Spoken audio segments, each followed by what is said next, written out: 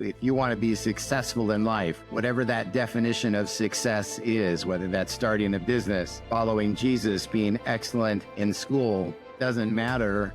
You need to be a learner. You need to be absorbing and looking at the people that are ahead. You have a sense of almost impatience, like, well, my gosh, I'm 17. I should have figured it all out by now. And I think one of the rules of life is that it takes time to figure it out. Every dollar you touch, you should save a little, you should give a little, and you should spend a little. If you don't have a set goal, then you don't make that pause to look back and go, all right, I met the goal, now what? So you're comfortable with the fact that there are really no self-made men in the world. It's not the value isn't in the idea, it's in who executes on it. My name is Abel, and I am a 17-year-old entrepreneur. It's my mission to learn the most essential skills for living a meaningful life. Join me as I talk to successful people to get their take on what those skills are. Welcome to the Starfish podcast. That's what I'm calling this. Welcome to the podcast. Thanks for jumping on. This is mainly a podcast about essential skills, which I thought that's right up your alley, right? And mainly like focusing on the younger generation too. And really like basically an audience full of me's, where I wanted to start a business and like do something alternative to college growing up, and probably wanted that pretty strongly for like 7 years. But now at 17, it's getting closer to like graduation, so to speak. So it just makes you think of like, if it hasn't happened until now, like what are some of the essential skills, I guess, to build where you can connect young people to like the future they want? So that's probably what the conversation will be about, more of the focus. But if we could just start off with you giving yourself a little intro so that people know who you are, and then we'll get into some of those essential skills questions. Sure. My name is Matt Hanson. I'm a dad. I have 3 young adult children, and I was one of the founding partners of the Alera Group, and am currently the catalyst for the National Rite of Passage Council, which has launched a rite of passage journey for dads and their kids in their church of 12, 13, and 14-year-olds. Towards a journey towards physical, spiritual, and emotional adulthood. Nice. So that was that thing you were telling me about 2 years ago. That was like the Eagle Scout type thing, right? And it's like an Eagle Scout marries a bat mitzvah. Exactly right. Nice. We were riding in the back of a car somewhere in the middle of India somewhere, having that conversation. It was good. I do remember that. That's what was kind of made me think of you too, is I was like, he is trying to set up this mentorship system for the younger generation to really like give them the skills that they're lacking too. And I guess that kind of leads into the first question, which is like, what do you think is the biggest skill deficit in young adults these days? I think it's just a skill deficit that we all start with and get to decide how we're going to fill in. I mean, there's a couple of things that we just have to, you at the outset said, if you want to be successful in life, whatever that definition of success is, whether that's starting a business, following Jesus, being excellent in school, doesn't matter. You need to be a learner. You need to be absorbing and looking at the people that are ahead of the path, further down the path than where you are, and seeing what you can learn from them. What are their habits? What have they learned? And that will just accelerate your learning and your desire to get down there. And so that's I guess that's a piece of advice more than saying there's a deficit. I think there's an opportunity to decide how you're going to construct and approach and design your life. And I think the cautionary thing, I mean, you and I have had conversations like this for years, and you've been ambitious, particularly in business, since, before you were a teenager. And so you have a sense of almost impatience, like, well, my gosh, I'm 17. I should have figured it all out by now. And I think one of the rules of life is that it takes time to figure it out and to learn about yourself, what your natural abilities are, what your natural skill sets are. And then the power of compound interest, which is often applied to money, because it's such a powerful way to build wealth, but it's also a powerful way to build a life, and understanding that those early years are slow and you're building a foundation that, if you build it well, will serve you well, and you'll have an exponential life experience more likely than not in the future. Gotcha. So it's that long-term process to create a sustainable life, sustainable career, business, relationships, whatever it is. And I guess my next question would be kind of like, how did you start building that in your own life, that foundation that you could start compounding on top of for skills in your career and your businesses that you've been a part of too? Yeah, I think, I listened and read to a lot of people early on, and some of it is, classics. I inflicted them on my kids, right? I made them read certain things. Now I got to remember. Are you going to edit this? I hope you edit this so I can remember. How to Win Friends and Influence People, of course, is one. And then The Greatest Salesman in the World, Og Mandino, is another. And The Richest Man in Babylon is a third. So I think the principles that are outlined in those three books, and I don't ever want to discount the value of scripture and what the Bible teaches. In fact, the authors of some of those books were deeply influenced by that, and they created it in a way that the average person could hear it and have it not sound like church. But it shouldn't be surprising to us that the creator of the universe laid something out that would have some intrinsic value in our design.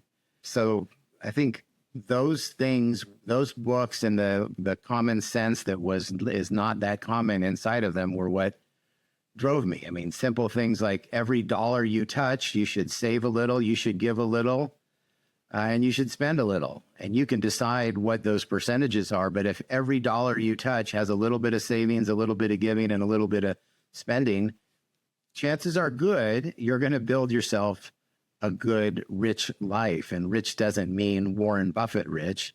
It just means a rich experiential life. Gotcha.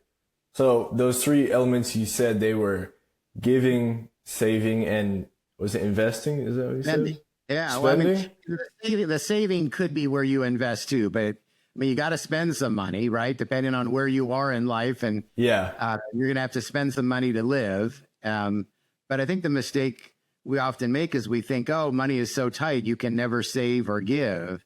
And so we never build that habit. And in fact, building that habit, even if it is in the smallest amounts, is so critical in those early years. And as your income grows and expands, you find this rich experience of being able to save and give more. And what saving and giving does is it gives you autonomy. It gives you two things in life. One is the saving will give you autonomy and freedom, and the giving will give you a meaning and a connectivity to other human beings that are maybe more or less fortunate than you, but you'll connect with them. So those are two really valuable things to have in life. And when would you say that you came across that lesson? Was it reading a book, or was it like an experience, or what? Yeah, it's a good question, because I don't know if that's how I was genetically predisposed. I don't know if that's how it was the family and the family experience, kind of family of origin things that fed into that. I often say I had the privilege of growing up both rich and poor. I would say we were rich until I was in 8th grade, and we were really poor all through my high school years. We pretty much ate government surplus cheese and hot dogs. And I honestly didn't know the difference, whether I was rich or poor or any of that. That was just life. But I do think those things formed me, particularly about maybe seeing the less than optimal management of money in the household that I grew up in, and how that affected how I approached life going on. But I also just think I had a natural bent. I bought my first stock when I was in 7th grade. My dad matched, my neighbor's dad worked for E.F. Hutton, and he told me what stock to buy. I was going to buy 2 shares. My dad said he'd match it so I could buy 4 shares of American Family Life Insurance Company in 1979. And most people know that company as Aflac now, and wish I still held the stock. I didn't. Part of the lesson. Yeah. Man, well, is that what got you on the road of insurance? Was like those initial stocks when you were really young? I got into insurance. I thought I was going to be a foreign exchange trader. I went to school in Denmark, studied international business for a year. And then I saw what the life of a foreign exchange trader looked like, and it didn't look like the life I wanted. I wanted something with more balance. I loved money. I was always interested in it. I was always interested in how it grew. But I also learned that I didn't want to take risk for other people.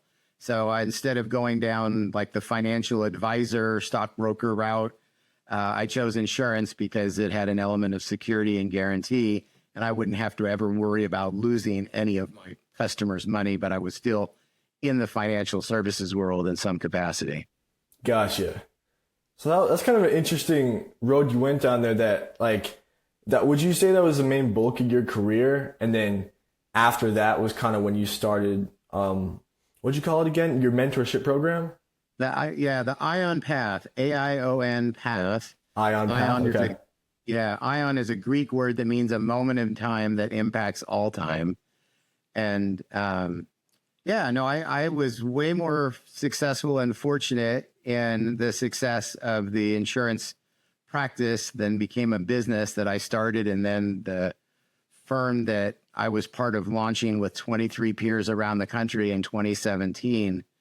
So I was just way more successful than I ever imagined. And I was really influenced early in my life by 2 people. As like a young college age person, I was impacted by Tony Campolo and Millard Fuller. Millard Fuller was the founder of Habitat for Humanity, but they just really had a big impact on how I saw the world and what I would do with my success. So I had a sign in my office that basically said, I will have won the race when, and it defined what success was. And some of that was financial success. Some of it was relational success with my wife and kids. Some of it was health success. And it was just to keep my mind on where I was going and what I was aiming at. So you kind of made a vision board, essentially? Yeah, it was a version of a vision board. I love the vision boards that I see people do. I think they're so cool. I never did that. I've been meaning to want to do that with my kids, actually. I'm glad you brought it up. But it did. The inspiration of it was somebody, was just saying, with you talking about the rat race, and the reality of the rat race is we're all rats. Well, how will you have known if you won the race? And so if you don't define it, you'll constantly be chasing it. And so, January 1 of 2017, we started this business with a group of people.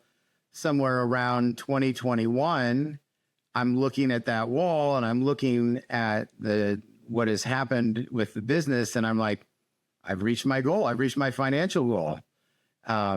And my first thought, honestly, was should have set a higher goal. My second thought was like, okay, so now what? What does that mean? And it's something you face over and over again is like, if you don't have a set goal, then you don't make that pause to look back and go, all right, I met the goal. Now what? What people naturally do is they just double down on the goal. I hit it 10 years early. Let's double up and keep pressing. And I mentioned those other people, Tony Campolo and Millard Fuller and lots of others in the church I grew up in and family members that I was like, no, this is actually a gift. Like I met my goal 10 years ahead of schedule, gives me the opportunity to actually find what it is that maybe I was meant to do, what I was really placed on this earth to do. And maybe it was insurance for a season and maybe it's something else. And through that journey, ended up doing the stuff that we were just in the kind of early phases of figuring out when you and I chatted in the back of that car 2.5 years ago in India. Yeah. And is now happening. Yeah. That's amazing how that's all come to fruition, you know? And I was even just thinking, like, you brought up an interesting point earlier to where you were like, some people, when they hit their goal, they just double down and make it bigger. But what you essentially did, it sounds like, is that you basically celebrated the goal and then we're like, all right, on to the next thing. And could you speak to that a little bit on like the importance of setting, what me and my friends always call it, like setting up W's for yourself, essentially wins. Like, you need to have these dopamine loops kind of coinciding with your goals. Otherwise, it just feels like even though you're wealthy enough or whatever to be out of the rat race, you still feel like you're in a race, because whenever you hit a goal, you just make another one. So you never actually get that dopamine hit of like, yes, I won. I accomplished what I set out to do. Has that been something you do for yourself? Like set up W's? I think it's a great practice. Many of my peers that have kind of a built-in ambition and drive similar to what I have, we would all say the same thing. Like, we don't celebrate the wins. Like, we feel a win like this, and we feel a loss like this. And so as a consequence, we're always just driving forward. And I think it was just observation and realizing like that with that pattern, which was a pattern that I saw in my life, I'll just continue to drive right to the end, right into the grave. And so I'm going to have to be intentional about designing the W's, as you say, and taking that pause and celebrating. I'm still not very good at it. Even making a change, a transition kind of professionally, I've built these patterns for 30 years of, grinding and building. And now I'm going to make a turn and do something different and do it a different way. It's hard. It's not easy. So I think it's a really good practice. And it's the richness of life, right? Is celebrating your success with your friends and celebrating your friend's success on the journey that is life. It's really you get more white hair, you realize it's about the relationships and the people and the experiences that you travel through life with. Yeah, essentially, it's funny you say that, because like I do think of the most vivid memories of my life personally, typically being trips. I'm not sure why that is necessarily, but it's like, there's a lot of really good work I do in between trips, but it almost feels like the way I've set it up in my mind is that when I go on a trip, it's my reward for whatever I was working on before leading up to that trip.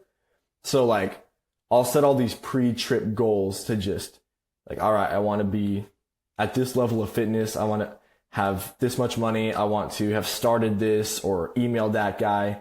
And if I do that, and then I go on the trip and I'm like, just relaxing, because I know that I accomplished that list. And oftentimes that list doesn't even get accomplished, but it's just kind of the mentality of like, this trip is what I worked for in a way. So I don't know. I think it's very important to keep yourself motivated in that way, because otherwise it's very easy to lose steam. I think it's super important. Yeah. No, it's a good practice though. For sure.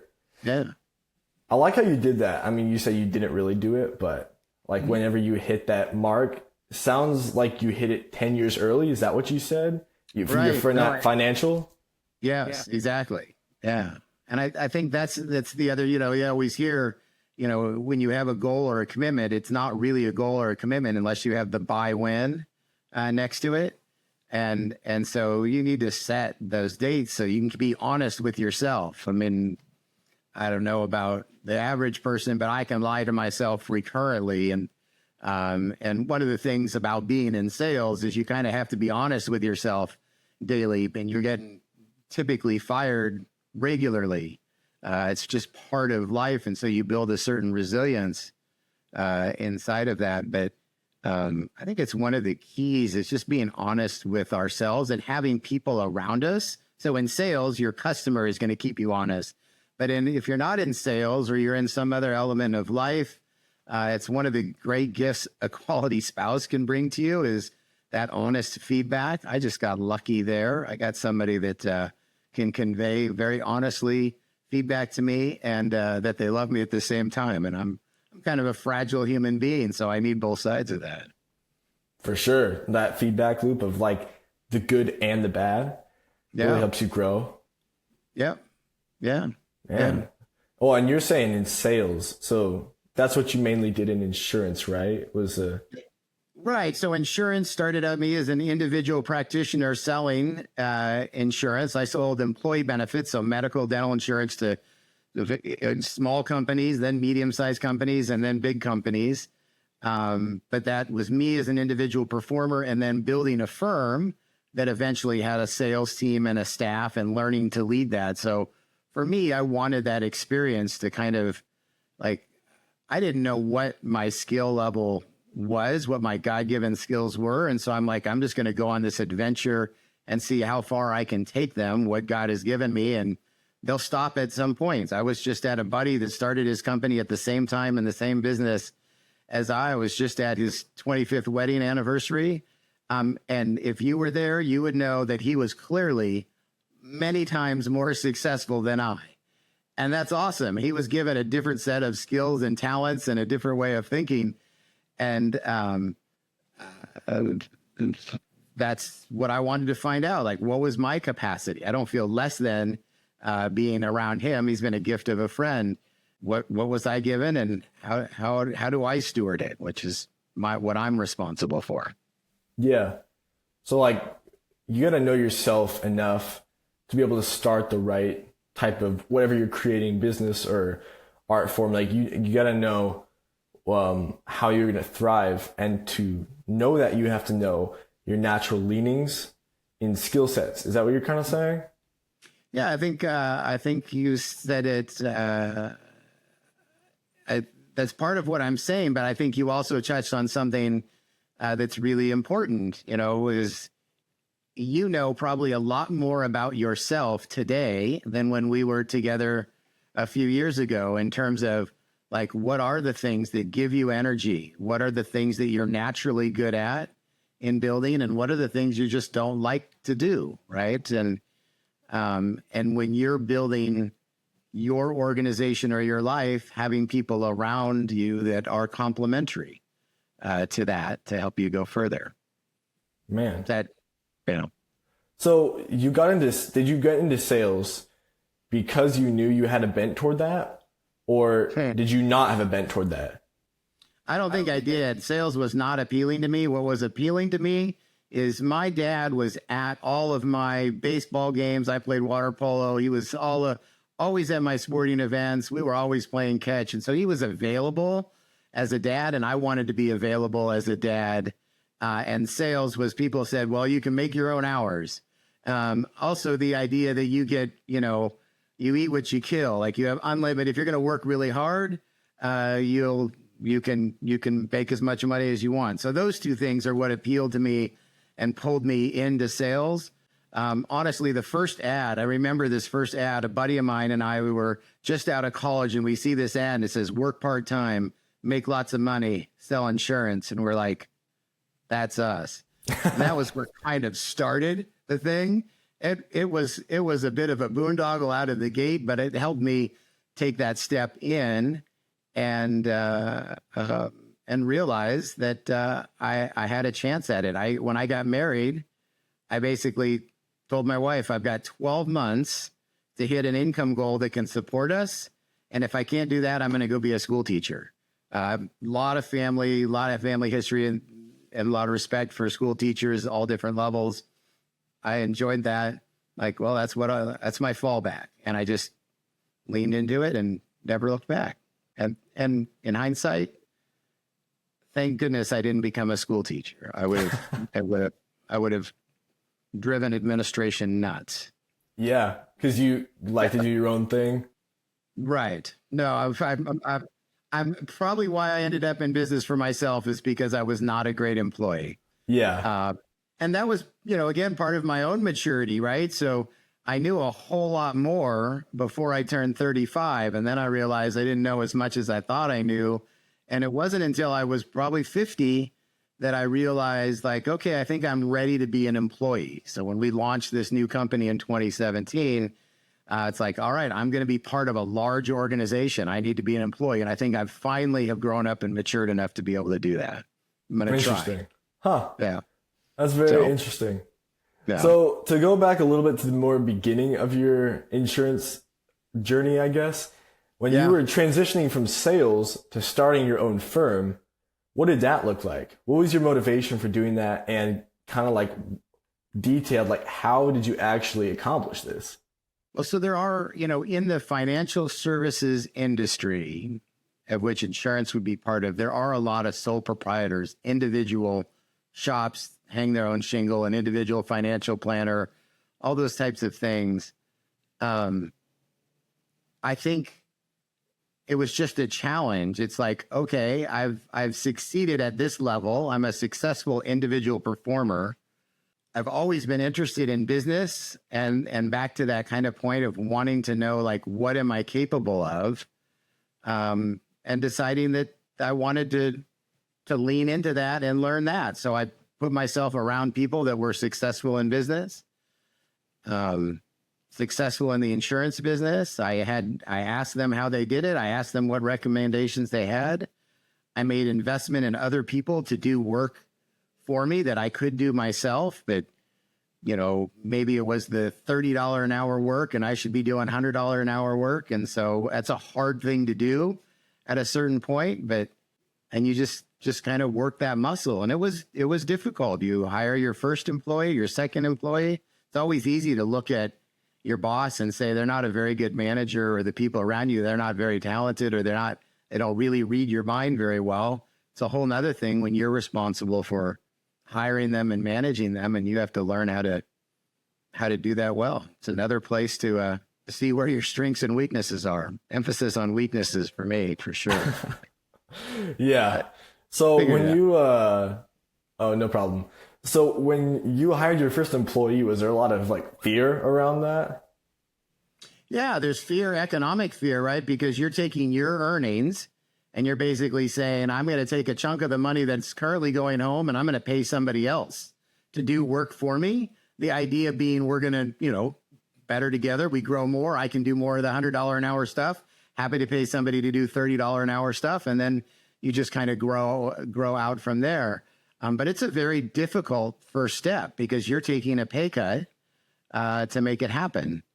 And this is just how in a small business, when you're in sales and transitioning and growing, that's,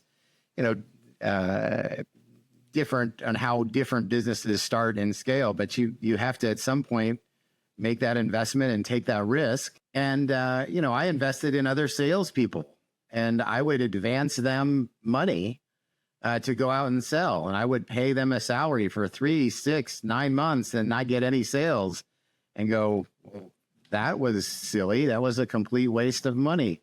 But you have to make those mistakes and learn, like, what did you see? What mistakes did you make? Were you not quick enough to fire? Were you not equipping them with what they needed? What was the mistake there? And you either quit, don't do it again, or you keep trying and figuring it out. Man, it's a big risk though. That sounds very nerve-wracking just to me hearing that right now. Cause like I've thought about hiring employees because I've done some business ventures, all like just me, myself and I, but I've thought, what if I turn this into like a real business? And I like to talk about that too, like your definition of a real business.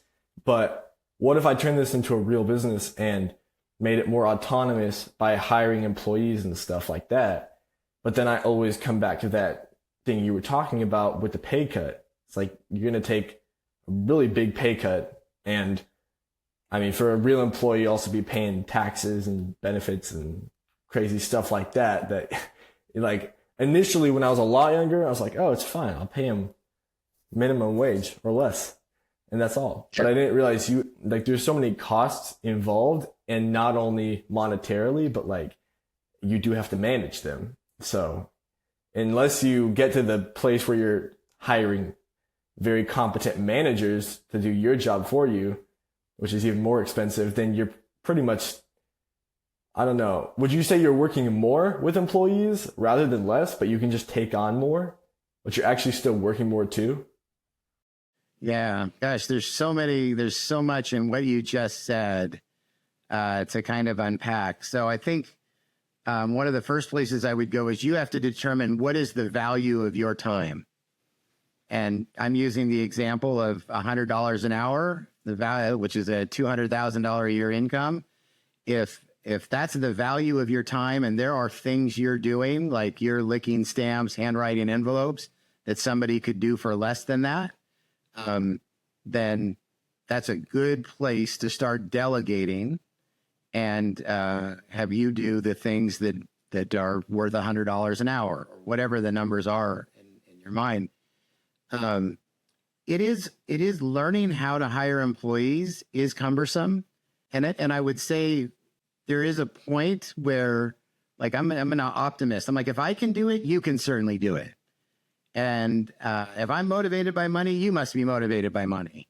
And it turns out just because I can do it doesn't mean somebody else can do it. They actually can't read my mind, which I wish they could. And not everybody's motivated by money. So you have to figure out what are the things they're motivated by? What are their natural bents? Just like what we have to do as parents with our kids. What are they good at? And how do we equip them to accelerate in that space? And if that fits, great. And so I always had this expression, like, if I want to help you, whoever you are as our employee, to be the best person you can be. And if I can help you and understand yourself and I can understand you, you're going to make a great employee here, or you're going to be crystal clear that you're not going to be a great employee here, but you're going to be a great employee somewhere else. And that's okay. That was freeing for me. I think the most successful people in business and building business are super rigorous about the quality of people that they hire. And that was a mistake I made being an optimist. I would always hire or invest in the person that was down and out a little bit. And I believed that they could rise to the occasion.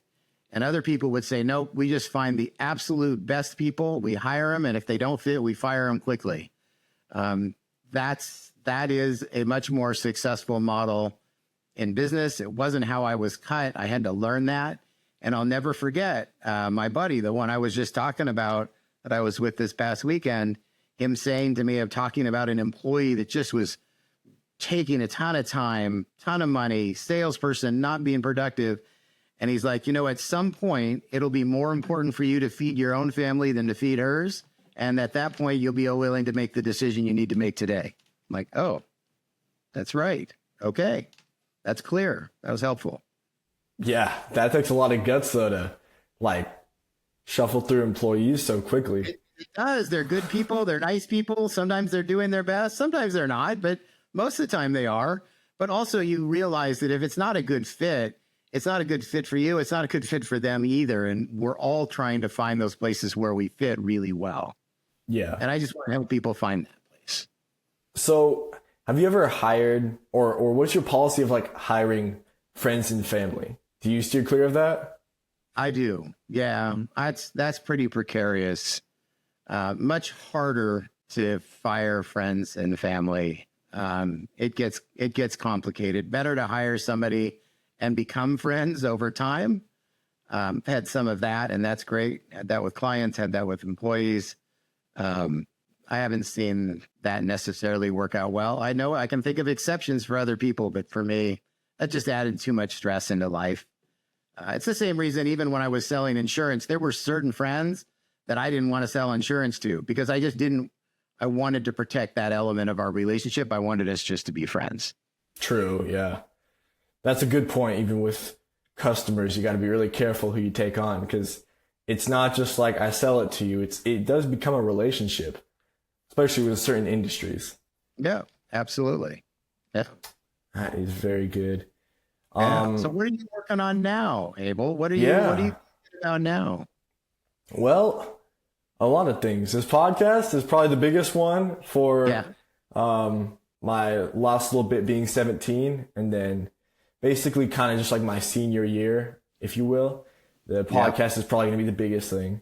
Trying to gain more skills and like I said, just bridge that knowledge gap between being extremely adaptable and successful in any situation, and like where I am now. You know what I'm saying? So I've noticed that as I have studied different skill sets, I realize that some people just succeed in everything. And there's certain essential skills that are really applicable to everything, really.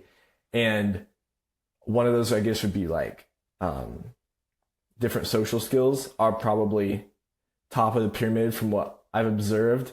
It's just knowing how to talk to people, knowing how to ask right questions, knowing how to follow up,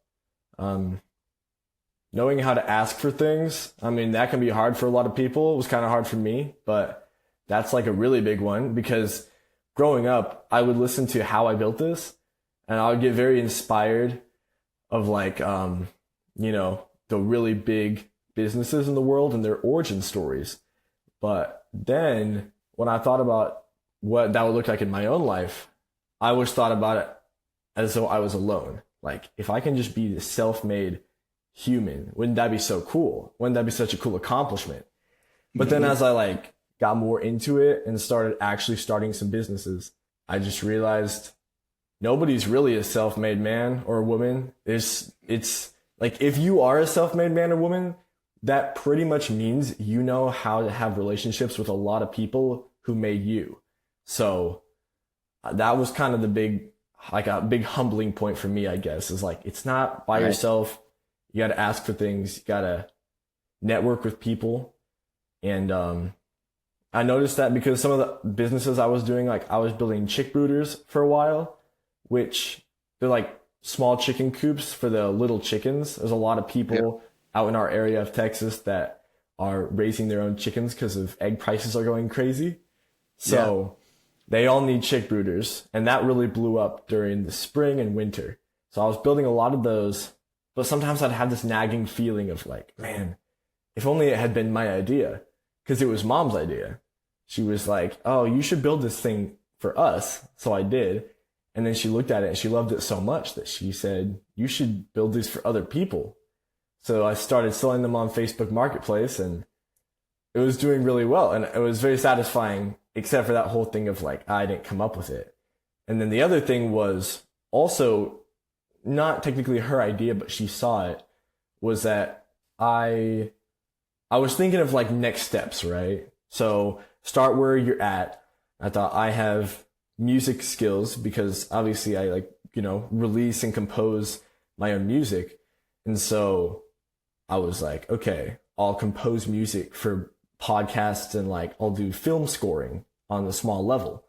So then I started looking into that, which Dad helped me a lot, like networking with different people who compose stuff for Netflix and other studios, but like people who did it professionally. And I saw their lives and I was like, this is a lot more complicated than I thought.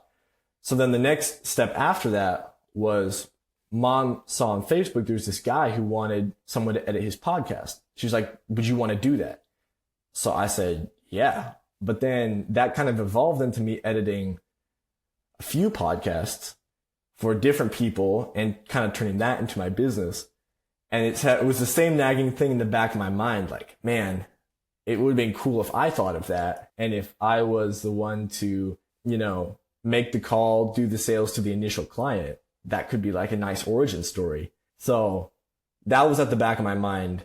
And I did end up getting more clients of my own cold emailing and stuff later on.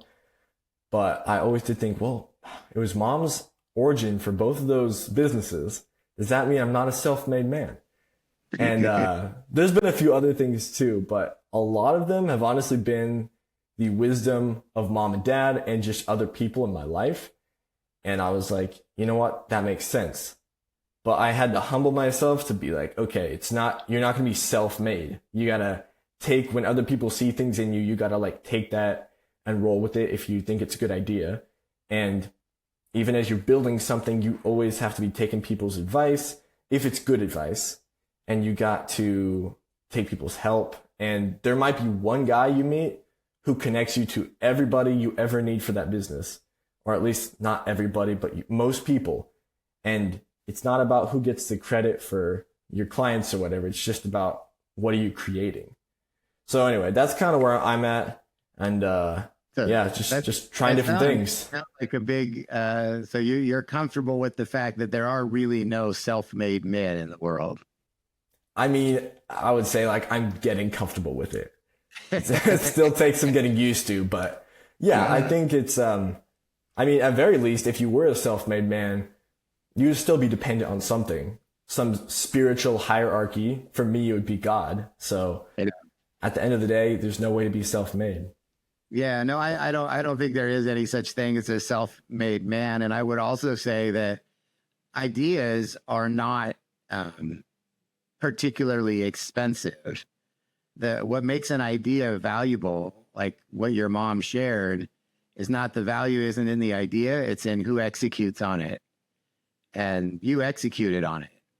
There are lots of people that'll give you lots of ideas. Your superpower will be discerning which ones to lean into. And you're fortunate you've got the parents that you do that know you and studied you and can give you some ideas. But I wouldn't at all take that as like, nobody's going to think less of you, because any smart person knows it's the ability to execute on an idea. There are lots of people with lots of brilliant ideas and no money and not a good life. And that is true. They think the idea is worth something. It's not unless you do something with it. That's true.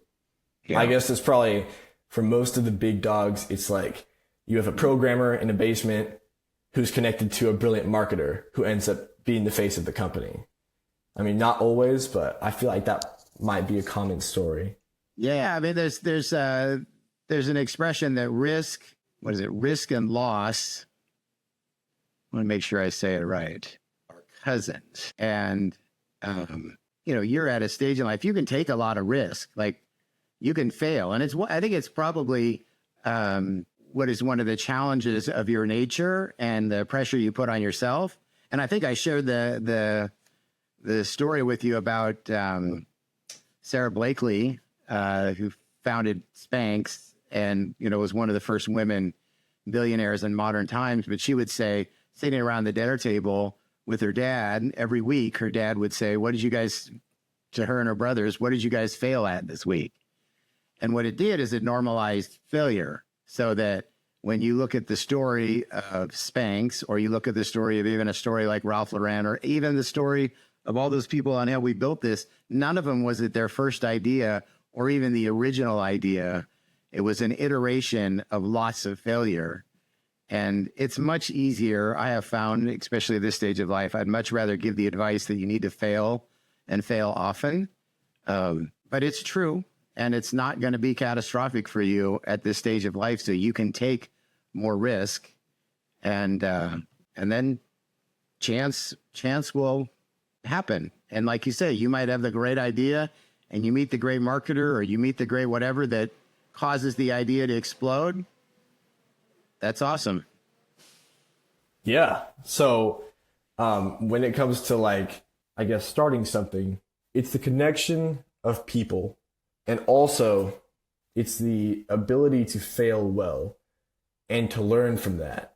So when it comes to opportunities, do you think there's a balance between, some people might say, like, you can strive all you want, but nothing is going to happen until the right opportunity comes along, and then you can be ready to take that when it is presented, versus some people are like, you have to just grind like a madman and kind of create your own opportunities. Where would you fall on that spectrum of opportunity creation? I think if you're grinding like a madman, you'll create opportunities, or opportunities will see themselves. What you learn by failing is you observe yourself, you observe others, and you start to see patterns in the world that then, when an opportunity presents itself, you can grab it, and somebody else won't have seen it, but you'll have seen it because of the price you've paid of being in the game, engaged in learning. And it will be the thing that, will exponentially grow. Warren Buffett's he's a great example for compound interest, and he's a great example we think of him as this incredible investor, and he's clearly an incredible investor. But if you look at the percentage of his net worth tied to a handful of his investments, Geico, one in particular, I mean, it is significant, disproportional, that one thing. Now, he had to be in the game as an investor, build his shrewdness and study. He studied Benjamin Graham. He studied everybody. Obviously, a really bright person. Did not get everything right all the time. But there's a couple of times he got things exactly right. And was that luck or coincidence or being in the game? I don't know. He grabbed it and seized it. And he doubled down on insurance, bought some other reinsurance companies, and that's provided the cash that's allowed him to continue to grow and invest. So, yeah, I think it's being an observant player in the game, and taking your lumps along the way, and knowing that they won't kill you. Yeah. They feel like they will, but they won't. That is actually a crazy one. Like the failures won't kill you, because it's kind of built into our nervous system, or some people's nervous system, that when you fail, it's all over. But you got to get to that place where you're kind of desensitized to it and just turn them into lessons. And from what you were saying about opportunity, correct me if I'm wrong, but what I'm kind of hearing is like, it's less that you're necessarily grinding to create your own opportunities, but you are diligent in learning and trying things. That way you are the type of person who can see the right opportunities when they come to you, and have the motivation to actually, like you're saying, take those ideas and actually execute them. Yes. Gotcha. Yeah, absolutely. You won't always know. You can't predict that lucky break, but you can predict it not happening if you're not in the game, taking the risk and trying. Yeah, that's crazy. So I'm curious, when you first got into sales in insurance, did you foresee yourself starting your own insurance agency? What's it? Insurance firm? Yeah, insurance agency is the right term, I think. I did. I think I was always kind of an entrepreneurial kid. So the reality was I was afraid to go into business for myself. And so I finally got enough confidence to go into business with another person, a partner. Lots of lessons learned there. I remember. And that's when you were doing sales, right? Yeah. So I was doing individual sales. I worked for a firm. I was early 30s. And so a partner and I decided we would take some money from other people and we would launch our own firm. And that ended up being a disaster. Lost all of their money, all of our money, almost all of everything I had. But there were lots of things learned in the silver lining of that. And I would have never been in business. I would have been afraid to go in business for myself without a partner. And then having a partner who happened to be not a great partner, when the dust settled, I was now in business for myself. And that ended up being the best thing that ever happened to me. A very rocky, difficult road with lots of lessons learned. But that's what led me to being in business for myself, which led me to talking to other people in business like mine for themselves and their paths and journeys, and gave me the opportunity that I was ultimately able to create that I was afraid to do on my own. I was going to say, would you suggest starting with the business partner? Because I feel like a lot of people do that for confidence, but then they also regret it. So would you still say it's worth it? So there were two people that wrote large checks for our business. And one of them was the dad of a childhood friend of mine that was very successful in business locally here. And as he gave me the check, he said, there are two things that will destroy a partnership and why we'll never have one. And they are success and failure. And then he handed me a check and walked out. And I thought, well, that's interesting. And I think it's true. It is partnerships are really hard, right? Marriage is a partnership and you're committed for life. You have to work on it. Business is a partnership. You're not committed for life. You have different expectations. We were both in our early 30s. Yeah, no, it was a bad idea. And ironically, we shared office space with another partnership. That partnership didn't survive either. They were successful. We weren't. Our success might have caused their breakup. Failure might have caused ours. I don't know. But it's really hard to manage those two things. Gotcha. So you would probably not suggest it. No, I wouldn't. I think, there's all the things that people say. Go in with your eyes wide open. Know how you're going to exit the partnership before you get into it. They're all true. And sometimes you have to do it. Like I had to do it myself. I knew all the wisdom. I knew everything that people had told me, including that person right there who said, I would bankroll you on your own. But I'm going to bankroll your partnership. But I don't think partnerships, like I said, partnerships will fail either because of success or failure. And so, yeah, but I still did it. And there are times, like out of that lesson, every time whether it wasn't a partnership that was as significant, but even a finalist hire or somebody significant in my life, they always met my wife before I hired them. She saw that one coming, the disaster, way before I did. And so it's like, oh, there's something about her intuition that I need to pay attention to. And, so you learn different things. Wow. That's a good tip. So if you have a wife who's intuitive, run everybody by her first. Yeah. To a degree, for probably the next 10 or 15 years, that was the case. There'd always be a dinner with that person and their wife. And I'd get her take on it. That's probably good because not only is she maybe intuitive in a different way than you are, but she also maybe doesn't have as many stakes in the game as you. So she just has like a clearer vision of them just as a person versus you might be seeing them with a little bit of a clouded view. Do you think? Or is that not part of it? I think you always want to know what people's incentives are and make sure they're aligned. And my wife's incentive is that I remain a happy, healthy, productive husband. Yeah. So if she sees something that's going to be outside of that, she'll say it. And oftentimes she's like, yeah, they were fine. Like she's not saying, yes, absolutely. I hire him no matter what. I almost never got that. But occasionally I got I don't know. What do you think about that? What did you see about that? How did you think about that answer? And you're like, oh, that's kind of interesting. Yeah, man. All right. So there we got some essential skills. And we're kind of closing in on the hour too. So if you have any other essential skills you'd like to go over just for life success in general, or mistakes you made and learned this is a skill that could have prevented that mistake. So we already went through a bunch, obviously, and that was great. But just if you have any last things before we close out.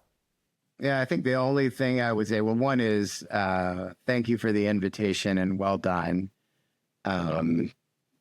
The best advice some of the best advice I was ever given was always be learning from somebody and always be teaching somebody. I think it's true in our faith. I think it's true in business. I think it's true in life. I firmly believe there are no self-made men. And I'm here because of lots of people who invested their time and energy in me. And yes, I took their ideas, like your mom's idea, and I did something with it. Lots of other people got their ideas and they did nothing with it. That's probably the thing that separates us. The old saying is successful people do what unsuccessful people are unwilling to do. And I used to think that meant that they, cheated the system. It's not. It means they're willing to make the hard call. It means they're willing to face rejection. It means they're willing to take risks that other people aren't willing to do. And go for it. You're at a stage in life that you can take it. That's a good advice, especially for like all the young people in the audience. It's just, there's not too much to lose right now. No, you can recover, at least when we're talking about financial risk, you can certainly recover. Absolutely. Oh, yeah. Well, thank you. Yeah, I just really appreciate you coming on the podcast. This was a great conversation. I know I've really enjoyed my conversations with you in the past and in India. And I was excited to share some of your wisdom more publicly too. And just hopefully, like, again, bridge that knowledge gap between the successful future that people want and young people who are motivated but like just aren't sure where to start or what skills to spend time on. So thank you so much for coming on the podcast. My pleasure, Abel. Keep up the good work. And I look forward to being in the back of a car in some foreign country, even if that's the outskirts of the country in Texas. But I look forward to our next conversation, but keep up the good work. Thanks for including me. Thank you so much. Oh yeah, 100%.